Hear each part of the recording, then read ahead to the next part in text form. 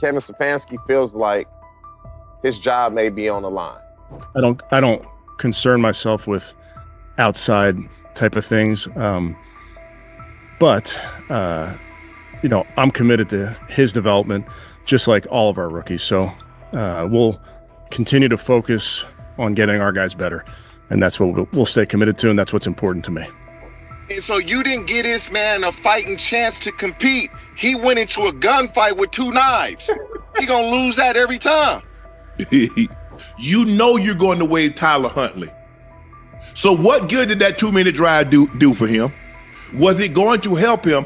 Don't you think Shedeur would have benefited more from a 2-minute drive than Tyler Huntley? Coach Kevin Stefanski looks like he's backing off, and the heat is clearly on him and the Browns to make a call. After the game, several offensive linemen who'd been on the field with Shedeur Sanders were waived, and a few players had their deals terminated. The blowback was immediate, forcing Stefanski to explain his handling of Shedeur's snaps, especially why he pulled him before the 2-minute hurry-up, a situation many felt fit the rookie perfectly. Stefanski didn't sound convincing. Under obvious pressure, he said he put Tyler Snoop Huntley in for the final 2 minutes to get him tuned up. He looked rattled delivering it, still pushing the idea that Huntley needed that work. Let's be real, Huntley was an emergency pickup when injuries piled up. He's a stopgap, unlikely to stick on the 53, and yet Stefanski used that moment to sit Shedeur. The message in his tone was hard to miss. He knows the choice isn't playing well, and the whole approach around Shedeur Sanders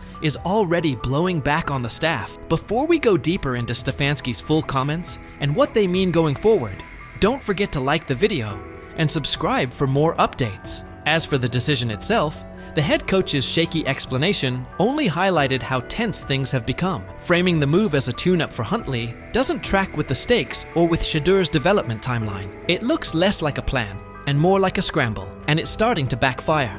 And did you, I'm sure you kind of answered this last night, but why didn't you keep him in for the 2-minute, or why did you decide to take him out? Yeah, nothing more than decided to give Snoop. TJ Houshmandzadeh, the former NFL wideout, didn't mince words about Kevin Stefanski's handling of Shedeur Sanders. He said that in all his years around the league, he's never seen a coach appear so uninterested in a player's success. To Houshmandzadeh, Stefanski's choices look personal, like there's a grudge against Shedeur, and that's what he finds most troubling. TJ Houshmandzadeh called the bias blatant and cautioned that, if it's real, the push on the Browns to dismiss Kevin Stefanski will only intensify. The fans gonna be saying, Shedeur our quarterback. Shedeur should be our starter. Shedeur should be the guy that starts game 1, week 1. Look what he did. They didn't want that to happen. And I don't know what's going on with Kevin Stefanski. It's almost as if, and I don't even want to say this, but I'm going to say it anyway. And that's exactly how it came across. Kevin Stefanski's body language said plenty. He looked like a coach feeling the axe over his shoulder. TJ Houshmandzadeh added that this isn't the first time Shedeur Sanders has been treated this way. He pointed to the opening preseason game, where Shedeur was sharp, yet Stefanski offered no real praise. Now, after what unfolded yesterday, it looks like Stefanski is pushing the idea that Shedeur was at fault, almost as if he's trying to validate the staff's stance that they were right and Sanders was wrong. TJ even suggested it felt like the situation was engineered from the start to make Shedeur come up short.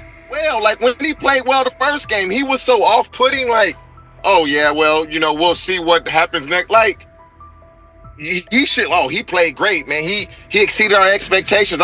He didn't say none of that. And Right. So to me, it's as if they want him to fail so they can justify doing what they want to do. And Houshmandzadeh's red holds up. From the very first preseason outing, Kevin Stefanski's slant felt apparent. Even after Shedeur Sanders put together an impressive, mistake-free showing, Stefanski declined to highlight him, retreating to broad comments about developing all the quarterbacks and skimming past Shedeur's standout work. It didn't come across as genuine buy-in on Shedeur's future in Cleveland. Now the spotlight is squarely on Stefanski, who seemed intent on easing Shedeur towards the margins. Ironically, the coach looks more vulnerable than the rookie. After weeks of rigid messaging and thin criticism, he's suddenly pivoting, saying they'll concentrate on developing Shedeur Sanders. An about-face that screams pressure from the fan base. And it isn't only fans. Reporters and analysts are pressing him as well. Emmanuel Acho weighed in, arguing that by placing Shedeur with an offensive group filled with players unlikely to make the 53, Stefanski engineered a no-win evaluation. Acho's point was straightforward. Even a quarterback with Tom Brady's resume would have struggled in that setup with that caliber of support. In those conditions, any rough patches for Shedeur were predictable, an indictment of the context, not the quarterback. What a COVID year, so it gave everybody an extra year if you wanted it. Understandable. But listen, What the chat say? The chat. Well, who the chat believe he took a shot or no? Let me look in the chat. I ain't even open my phone. Hold on. I'm curious to see what the chat would think. They are saying Hushman Zeta's take still holds. From the first preseason snap, Kevin Stefanski's slant felt obvious. Even after Shedeur Sanders delivered a crisp, mistake-free showing, Stefanski sidestepped any real credit, defaulting to broad talk about developing all the quarterbacks and skating past Shedeur's standout work. It didn't read like genuine buy-in on Sanders' future in Cleveland. Now the spotlight has swung to Stefanski, who looked intent on easing Shedeur to the edges of the plan. Ironically, the coach seems more vulnerable than the rookie. After weeks of rigid messaging and thin critiques, he's suddenly pivoting, saying they'll focus on developing Shedeur Sanders. A shift that screams fan pressure. And it isn't only the fan base. Reporters and analysts are pressing him too. Chad Okosinko weighed in, arguing that by sticking Shedeur with an offensive group filled with fringe or soon-to-be-waived players, Stefanski set up a no-win evaluation. Ochocinco's point was straightforward. Even a quarterback of Tom Brady's caliber would have struggled in that environment with that level of support. In those circumstances, any rough patches for Shedeur were predictable, an indictment of the setup, not the quarterback. Chad Ochocinco warned that the chorus of team-friendly critics would soon start branding Shedeur Sanders a bust, reducing him to fifth-string status, and the real problem would get ignored. Kevin Stefanski put Shedeur in a no-win setup. Despite growing backlash, Ochocinco argued this all looks like a coordinated effort to drag Shedeur down, with more energy spent tearing him apart than acknowledging why he struggled. He was right about the setup, but wrong about the Browns skating by. Fans are loudly calling for Stefanski's job over what they view as clear bias towards Shedeur Sanders, and that pressure is only intensifying. Skip Bayless also weighed in, blasting Cleveland's approach as the worst way to handle a young quarterback. He pointed to a recurring pattern. Shedeur has been consistently mishandled by Stefanski and by the organization, and that this isn't a one-off misstep. In Bayless's view, Sanders hasn't been given a fair runway or the right support, and the way the team has managed him has only piled on the pressure, making it even harder for him to succeed. I'm outraged, I'm sickened, and I'm saddened. By the way, Shedeur continues to be treated in the National Football League now by those sorry-ass Browns and sorry-ass Kevin Stefanski. Given how this has played out with Shedeur Sanders, it's hard to escape the sense he was put behind the 8-ball from the start. When he made his first preseason start, Stephen A. Smith said the Browns were setting Shedeur up to fail, and recent events only strengthen that take. Between the lack of meaningful first-team reps and a string of puzzling play calls, the context never looked built for growth. At this point, the pattern makes his setbacks feel less like natural growing pains and more like the product of an environment that was never set up for him to succeed. So he says, this is exactly what he says. I'm told the footage of Shedeur Sanders meeting with the Giants is so bad that both the Browns and the Sanders family have threatened legal action if it is. What in the NFL is happening right now? The New York Giants just leaked a draft interview recording with Shedeur Sanders, and fans are completely freaking out. Did Shedeur take some shots? Did the Giants forget what the word confidential means? Or did someone accidentally hit reply all on something that was supposed to stay locked away? Get ready, because this roller coaster involves hot mics, bad takes, and a whole lot of drama. What happened with Shedeur on draft night to make him fall to the 5th round, and them talking about the Giants coming out with all that information talking about Shedeur did bad, bombed the interview, all that type stuff. We all know my last video when I talked about the interview tape about Shedeur did not get a playbook. The NY Giants, in true Stonewall fashion, dropped a carefully trimmed clip from their highly sought-after interview with Shedeur Sanders, then quickly locked everything else away like it was top-secret intel. Was this a calculated PR stunt or just a low-key attempt at sabotage? Either way, the silence speaks louder than any official statement. Fans aren't buying this half-baked version of transparency, and they're definitely not ready to just bench him and move on. Instead, they're demanding answers, calling out the organization for what feels like a planned smear job. One thing's for sure, the hate is loud, but Shedeur's supporters are even louder. There was another team that he sat down with. What do you mean it didn't go well after that? So, he was pissed that they did that to him. They did that to him. He counter-confronted The them. same thing they do to every other quarterback prospect. They did that to him. They slide in a mistake to see if you catch it. Right. And so because you're the quarterback. But he didn't take it as a correction. He took it as like he got it's pissed just off. yeah, and it's like so here's another one. So another one was, he throws a bad interception, and it was a deep throw early in the game, and he comes back and they go in the meeting, they show the interception. Let's just call it like it is. The Giants have perfected the tease. They've basically turned "we've got more, but we're not sharing it" into a comedy act, and the joke's on them.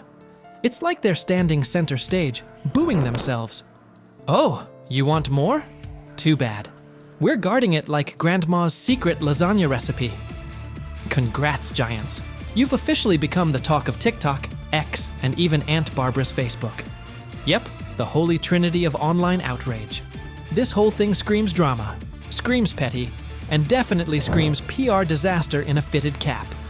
Just release the full tape before fans start pulling up to headquarters with pitchforks. And popcorn. GM is getting fired. The GM, who was that nigga that Jaden Daniels.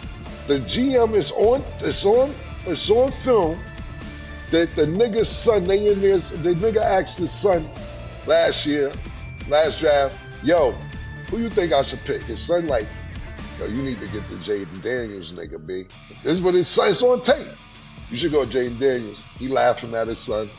And all right, cool, get Jaden Daniels. I don't even know how that tape got out. I wouldn't have let the shit get out personally. Meanwhile, Shedeur, the latest poster boy for maybe the Giants don't like talent unless it's dressed in blue and red confetti, is soaking it all in like it's just another day at practice. And here's the best part of the irony. The Giants tried to label him as all hype, no substance, a paper tiger. But instead, they accidentally turned him into the hottest name being mentioned by every sports analyst out there. They tried to bury the story, but somehow ended up stamping it in bold. It's the classic case of ignoring a trending conversation for so long that sure, people get annoyed, but at the same time, they keep your name alive better than your own PR team ever could. It's funny.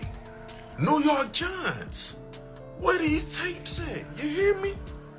Because if Shedeur Sanders was so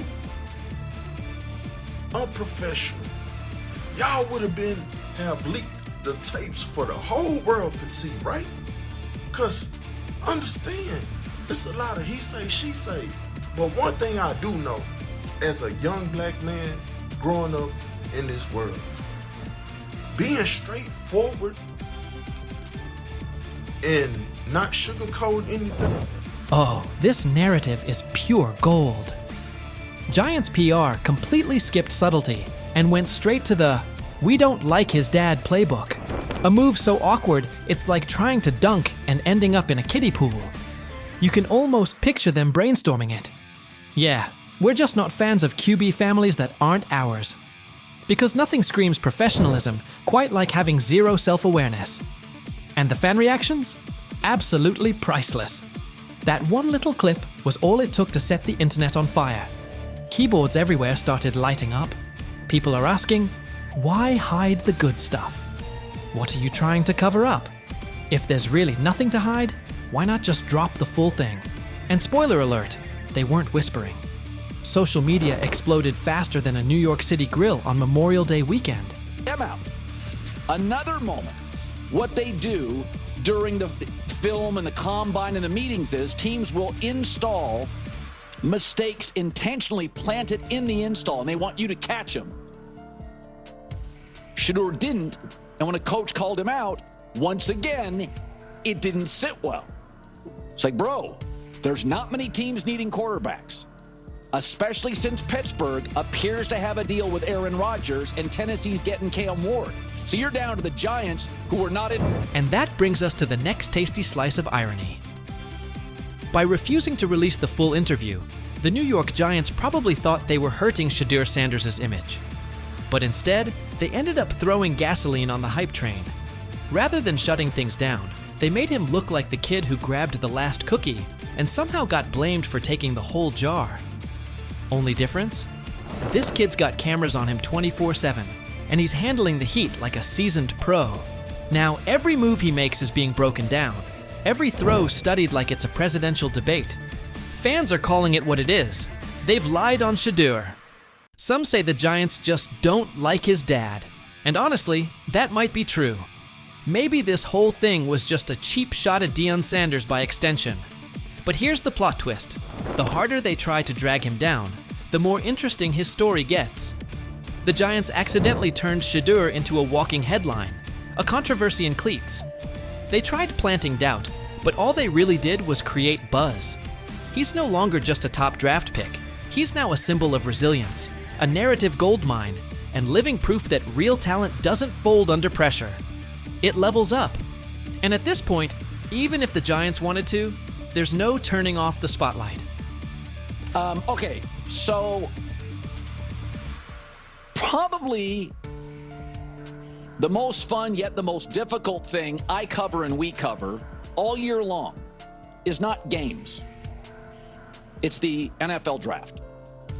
Because I've said this many times, you get lied to for a month to 2 months up to it. And so often during the draft, and every few drafts, there's a guy that really falls, precipitously falls. This year it was Shedeur Sanders, it's been Aaron Rodgers, it's been Dan Marino. Every few years somebody falls a lot. And so, but those stories don't come out until like the fall and after. Let's not overlook the fact that the hate is so strong, you could bottle it up and sell it as radioactive cologne. You can practically watch it leaking out of Giants HQ like toxic sludge straight out of a bad superhero origin story. But here's the twist. Maybe that's their superpower. Maybe the New York Giants really believe they're cooking up some secret formula, a cocktail of manipulation and media spin. But here's the thing. Every bit of shade they throw at Shedeur Sanders only makes his story bigger. Every time they try to box him in as some overhyped diva or question his character, they accidentally hand him another viral moment. And now, he's the underdog hero rising through the smoke. Let's be real. This isn't just about football anymore. This is about narratives, control, and how the establishment absolutely loses it when they're no longer holding the pen. And the real kicker? They still won't release the full interview. You've got NFL fans, media heads, and entire Reddit threads all chanting, "Drop the tape." Like it's some long-lost Beatles album. Meanwhile, the Giants are just sitting there, staring into the void like nobody saw this mess coming. Now, I don't know if it ever gonna get leaked or not. The tapes, the New York Giants have the tape. They definitely have the tape. It's confirmation that they have the tape. Shedeur didn't do nothing. It's what they saying he did. I'm gonna tell you what these mixed reaction right here. So we already know about the New York Giants, but the Pittsburgh Steelers head coach Mike Tomlin reported Miles Sanders' talent, but hesitated to draft him due to previous challenges with quarterbacks like Russell Wilson and Justin Fields, leading to more cautious approach. Las Vegas Raiders. Sanders met with Raiders at the NFL scouting combine and expressed enthusiasm about potentially joining the team. His familiarity with the West Coast offense and quick release was noted positive, though concerns about his ceiling. Number 2 role still up for grabs. You guys still competing for that number 2 role? Number 2 role? Like number 2 string quarterback. The back. Oh, yeah. Honestly, bro, I really don't look into that. I don't care. Whenever it's time for me to get out there and play, I'm going to play. Adversity, things is going to knock you down sometimes, but the main thing about it is you just got to push through it. There's a lot of people in this world that's going through stuff, but, you know, I'm playing for a lot more than just me. Yes. And will he kind of be the backup? Joe will start the game, Dylan will play second, Shedeur will play third. Shedeur Sanders is done with the chatter. After head coach Kevin Stefanski slotted him as the third-string quarterback behind Dillon Gabriel, he didn't blink. No panic, no backpedaling, just steady confidence. He made it clear he won't get caught up in labels or outside noise. Say what you want, but when the stage is brightest, he intends to be brighter. Sanders isn't wasting energy on distractions. He's locked in, focused, and ready to let his play speak for itself the moment he steps on the field. Whenever it's time for me to get out there and play, I'm gonna play. Whenever it's time for the lights to come on, I'm gonna do my thing. I'm not concerned about when it is. I'm not concerned about, how many reps I'm getting at this point. Is what it is, because I know when the lights come on, when everything go on, when the pressure's on, you know who I am. Shedeur Sanders isn't losing sleep over Kevin Stefanski's depth chart or the situation around it. He's certain that when his number is called, the film will force a second look at every assumption. Practice rotations and outside noise aren't his focus. He trusts his preparation and what he brings to the position. The equation is simple. When the pressure is real and the lights are hot, he'll answer it and quiet the doubts. He's not chasing validation anywhere else. The field is where he'll do his talking. This isn't just a solo climb for him either. He views his supporters as part of the mission, not spectators on the sideline. He's navigated stretches like this before and found a way through, and that same mindset drives him now. Every window that opens, he plans to seize. The message doesn't change. The work never stopped, the standard hasn't moved, and he's ready to prove it again the moment opportunity meets preparation. The main thing about it is you just gotta push through it. There's a lot of people in this world that's going through stuff, but I'm playing for a lot more than just me, so regardless of pain, that's always how I've been, even in college, so in high school and everything from when I was young. Regardless of physically, if I don't feel my best, I still gotta go out there and execute with no excuses. Since landing in Cleveland, Shedeur Sanders says his perspective has shifted. Simply lacing up for practice each day feels like a gift he used to imagine, not live. He's embracing patience, fully prepared to wait his turn, and when that window opens, he intends to sprint through it. Until then, the plan is simple. Stack work, refine the details, and be over-prepared when the call comes. To critics, he doesn't frame this chapter as a setback at all. It's the runway. This is time to tighten footwork, sharpen reads, and stay mentally locked in for what's next. He's clear that when the moment arrives, he'll put the whole toolkit on display and let the tape answer the questions. The focus hasn't wavered, the workload hasn't eased, and the standard hasn't moved. When opportunity meets preparation, he intends to show exactly who he is and what he can do. I would say I learn life in a different perspective, and that's why I come here. I'm happy. I always got good energy because, I'm blessed to come out here. And he's backing it up. In his latest practice, Shedeur Sanders showed exactly what cooking looks like. He came out a touch sluggish while shaking off the last of the injury effects, then locked into rhythm. By the end, one throw stole the entire session, an eye-catching rip that reminded everyone he's trending back to full form. That single play said more than a soundbite ever could. It wasn't just 6 points. It was a snapshot of poise, placement, and field vision. The way he worked through the look, trusted his mechanics, and delivered on time matched the confidence he's been voicing. It was the kind of ball that makes coaches pause, teammates lean in, and critics pump the brakes. Sanders addressed Dillon Gabriel's recent comments with calm and maturity. Even after Gabriel clarified they weren't aimed directly at him, Shedeur said he didn't spend a second dwelling on it. He believes God gives him the steadiness to stay grounded and avoid reacting to every headline. The noise is irrelevant. His focus stays the same. Whatever's said, so be it. Still, his posture told you he understood the subtext. He carried himself like someone who knew the message had him in mind, and he turned it into quiet fuel. The composure wasn't about pretending nothing happened. It was about showing he's bigger than the back and forth. He knows the real answer won't come from a podium. It'll come when he steps between the lines and lets the tape speak. Honestly, I don't even think about nothing. I don't think about anything. If it's not words or anything, at this point, it can't do anything to me. I know, the God put the ability and the power within me to not even think about nobody else's comments, not care. It is what it is. I spoke with him. He said, nah, bro, that wasn't. He said that wasn't. He told me on the plane. He came up. He was like, nah, bro, that wasn't at you. I see how they trying to spin. I'm like, oh, all right. I'm not tripping, regardless of whatever it was. He's right to ignore most of it. Not every take deserves oxygen. There will always be bandwagon critics who pile on when things look rough and pivot the second momentum flips. The same voices throwing shots now will rush to celebrate him once he delivers. And you can bet Colin Cowherd will be near the front of that line. He's been all in on the skepticism around Shedeur Sanders lately, using every opening to question him. Cowherd praised Kevin Stefanski for elevating Dylan Gabriel to quarterback 2 and sliding Shedeur to 3rd, calling it the smart, low-risk move and proof of Stefanski's top-tier instincts. But it's hard to miss how quickly Cowherd writes Shedeur off, as if he's eager to see a miss before the kid gets a fair runway. Cowherd didn't stop there. He mocked Shedeur and his supporters, pointing out that several franchises were searching for starters and many more needed steady backups, and none chose him. He hammered the draft optics too. Dylan Gabriel in the 3rd round versus Shedeur in the 5th, framing that as the league's verdict. In his telling, the message is already settled.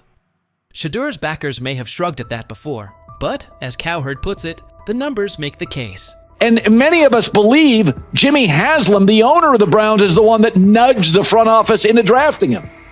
So the Browns drafted Dylan Gabriel 2 rounds before. So you can run to your Reddit board and dogpound.com and say it's a conspiracy, but the whole league told you he's a 5th-round quarterback. And the Browns are telling you, Kevin Stefanski, who won 11 games in 2023 with nonsense in a division with the Ravens, in the AFC. Shedeur Sanders' time in Cleveland is turning into a story of resilience, focus, and quiet resolve. Even as the 3rd-string quarterback behind Dylan Gabriel, he hasn't let rankings or outside opinions throw him off course. From day one, he's kept his eyes on the bigger picture, steady growth, daily preparation, and being ready the second his opportunity arrives. Every critique is fuel, not a verdict, and he's using it to sharpen his game. His recent work on the field backs that up. Coming off injury, he settled in quickly and found his rhythm, capping practice with a pinpoint touchdown that stood out as the day's highlight. The timing, placement, and poise on that throw reflected the same confidence he's been preaching, reading the look, trusting his mechanics, and executing cleanly. It's the kind of rep that gets a coach's attention, earns teammates' trust, and makes skeptics pause. Sanders' maturity shows in how he handles chatter from teammates, rivals, and the media. Whether responding to Dylan Gabriel's comments or brushing off negative noise, he stays grounded, crediting faith and focus for keeping him steady. He knows the talk is part of the job, and he's committed to letting the film speak louder than any quote. Meanwhile, critics like Colin Cowherd have leaned into the doubts, pointing to draft status, Gabriel in the 3rd round, Shedeur in the 5th, and the lack of immediate interest from teams as proof the league has already made up its mind.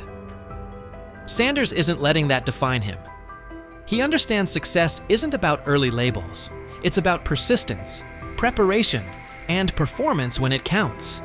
As he keeps stacking work and embracing each rep, it's clear he's preparing for the moment his potential becomes undeniable.